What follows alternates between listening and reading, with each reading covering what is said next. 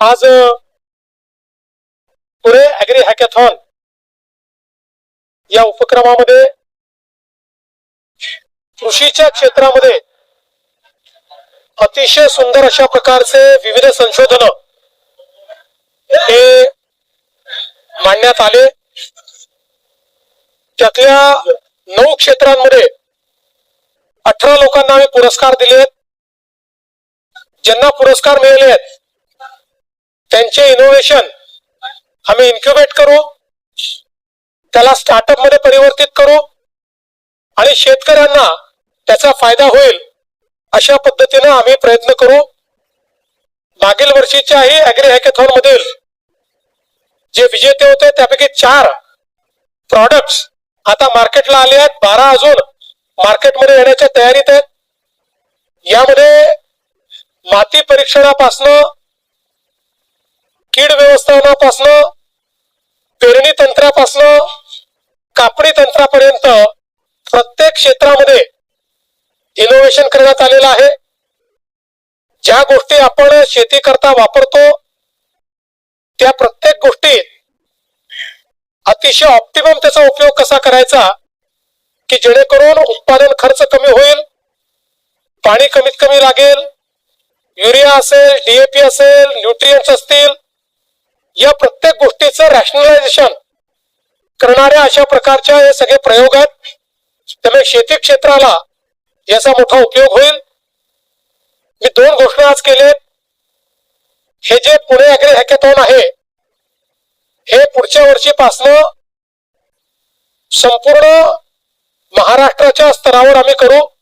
त्याला Maharashtra agri hackathon म्हणण्यात येईल आणि याच्यामध्ये पहिला पुरस्कार दरवर्षी एक पहिला पुरस्कार हा स्वर्गीय अजितदादा पवार यांच्या नावाने देण्यात येईल। रक्कम तेच आता ठरवू, पुण्यात करू। कर्ज माफीच्या संदर्भातली आमची तयारी अंतिम टप्प्यामध्ये आहे। या संदर्भात कॅबिनेट सब कमिटीची बैठक झालेली आहे।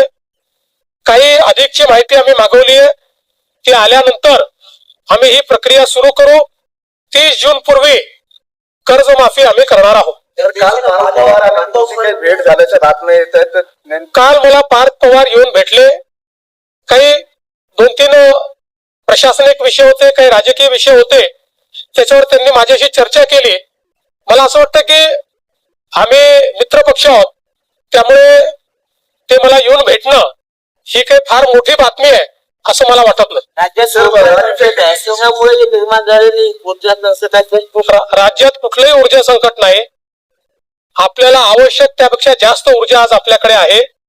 एखाद्या ठिकाणी कधीतरी ग्रीड फेल्युअर होतं, त्यामुळे काही काळाकरता काही तासांकरता संकट तयार होतं, बाकी राज्यात भरपूर वीज आहे। आरोप केलाय की पंजाब दर्शी राहते महाराष्ट्र झाला की तुम्ही काय उत्तर द्याल?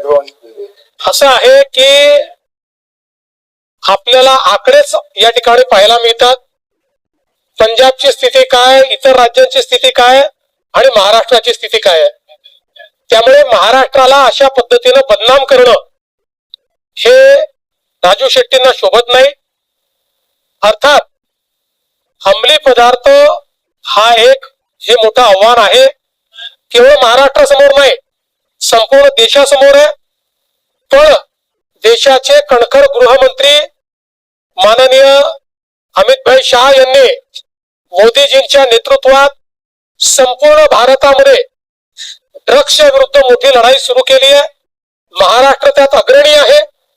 काही काळ हा लढा आपल्याला द्यावा लागेल, पण मला विश्वास आहे की निश्चितपणे आपला विजय त्याच्यात होईल।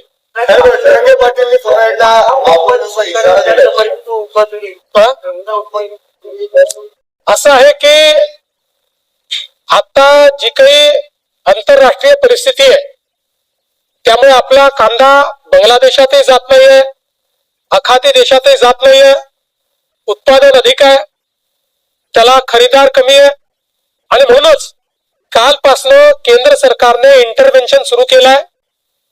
12.5 रुपयाच्या भावाने केंद्र सरकार कांदा खरेदी करताय, ती सुरू झालेली आहे।